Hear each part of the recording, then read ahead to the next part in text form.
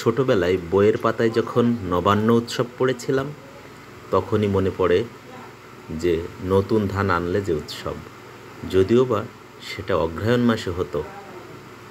আর এখন এই এই সময়ে আমাদের গ্রামে শুরু হয়েছে তেমনই উৎসব। দেখুন, ঘোড়ার গাড়ি করে কৃষকের স্বপ্নগুলো বাড়িতে আসছে। কৃষকের মুখে হাসি। আজ আমরা যাব সেই হাসি দেখতে সরাসরি আমাদের নিজস্ব জমিতে। এই যে রওনা দিয়েছে আমাদের ছোট বোন। আমরা এবার যাচ্ছি পাট ক্ষেতের মাঝ দিয়ে। ওই দূর দূরান্তে আমাদের ধান ক্ষেত দেখা যাচ্ছে। এখানে আমার স্ত্রী, আমার কন্যা, আমার মামি, আমার মেঝো কাকি আছে। এই যে আমাদের ফসলের জমি এখান থেকে শুরু হয়েছে। দেখুন কত সুন্দর ধান হয়েছে। ঈশ্বর আসলে কাউকে ঠকায় না।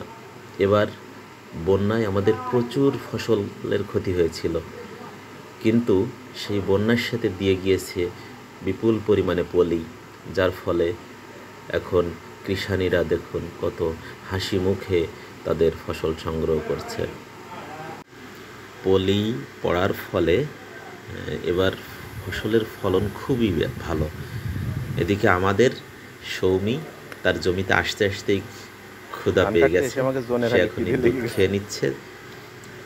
এই যে দেখুন ধানগুলো এখনো কিছু কিছু কাটা হয়েছে, কিছু কিছু হয়নি। আমরা চলে যাচ্ছি এখন আমাদের সেজো কাকার জমিতে।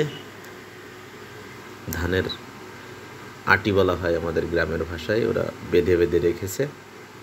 এখন আকাশে মেঘের আনাগোনা দেখে সব এক জায়গায় জাউলি বলা হয় বা জড়ো করে রাখছে, যাতে বৃষ্টি উপর দিয়ে চলে যায়, নিচের ফসলের তেমন ক্ষতি না হয়। পরবর্তীতে যখন ঘোড়ার গাড়ি আসবে তখন গাড়িতে করে দিয়ে দেওয়া হবে।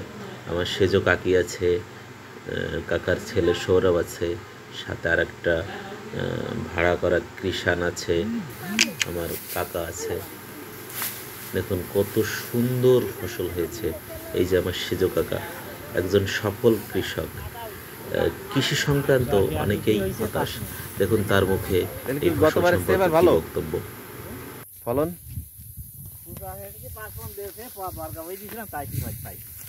কাকা কই